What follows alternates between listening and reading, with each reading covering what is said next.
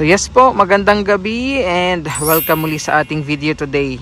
So ayan po, nagbabalik tayo dito sa Tagum City dahil dalawang tulog na lang po ay pailawan na nga po itong pinakamataas na Christmas tree o holiday tree na makikita dito po sa Tagum City. So as you can see, ayan, mga pasilip lang itong mga makikita natin tonight.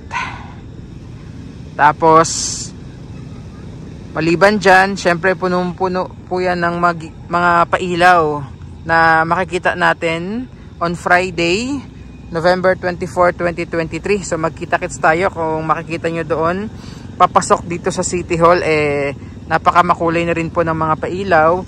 Itong mga palm trees na nakikita nyo dito sa paligid po ng City Hall ng Tagum, maging itong area dito, maging yung harap po ng City Hall ay may mga nakahanda na rin po yung mga pailaw na abangan nyo no, on Friday. Pero for the meantime, ngayon, November 22, 2 araw bago ang pagpapailaw nito. Ayan. So yan po yung mga paunting pasilip dito sa Giant Christmas Tree po ng Tagum.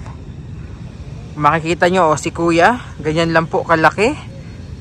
Wala po sa kalingkingan no nitong napakalaking Christmas tree po dito sa Tagum.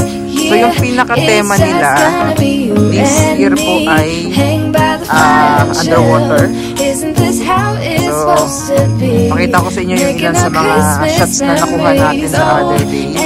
So, ganyan po yung mga aabangan natin po no this coming Friday. Kaya magkita-kits tayo dito on Friday po.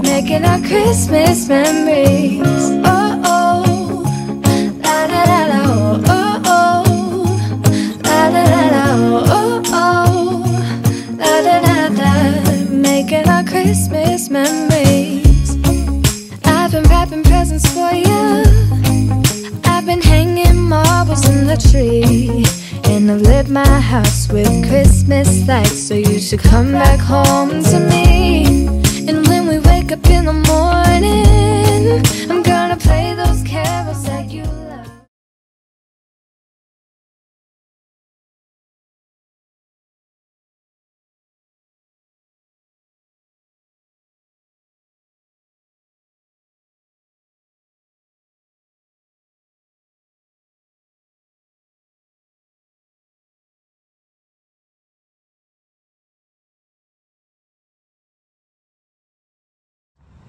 Ayan o.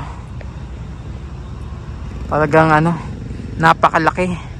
Napakalaking Christmas tree. At kung hindi ako nagkakamali po, no, every year ay binibit po nila yung sariling record nila, no. The last year, it was 195 feet kung hindi po ako nagkakamali.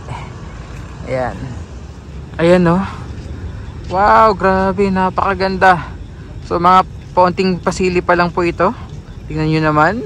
Wala pa yung mga sea creatures na makikita nyo pag nakompleto na ito yung pailaw, no? Ayan.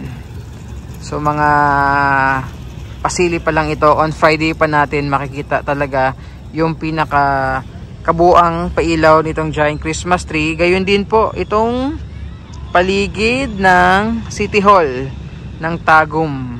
Mapupuno po ito ng mga makukulay na pailaw dito. Ayan. So puntahan naman natin itong parang pinakahagdan dito. Katabing-katabi lang itong ayan, Giant Christmas Tree. So mga final and finishing touches para sa papalapit na araw ng Biyernes. And tingnan nyo naman, ganda oh. Ayan. So yun yung tema nila, no, pa underwater. Ganda.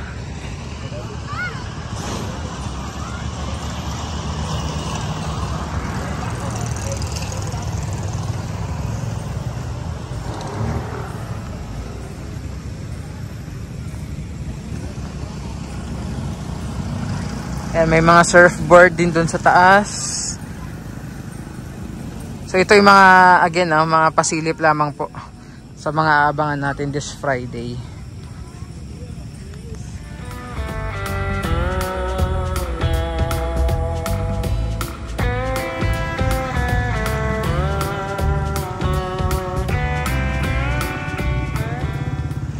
So tara, akyat tayo sa taas. Ayan, no? Excited tayo this coming Friday. And abangan nyo rin yung ano natin, no? Aerial shots. Hopefully maging maganda. Meron ding mga surfboard. Isa to blue ang color dito ni Ro. Oh, blue. Blue light Japon.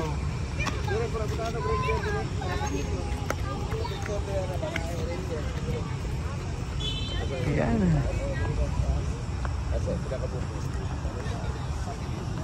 May bangka pa talaga, oh.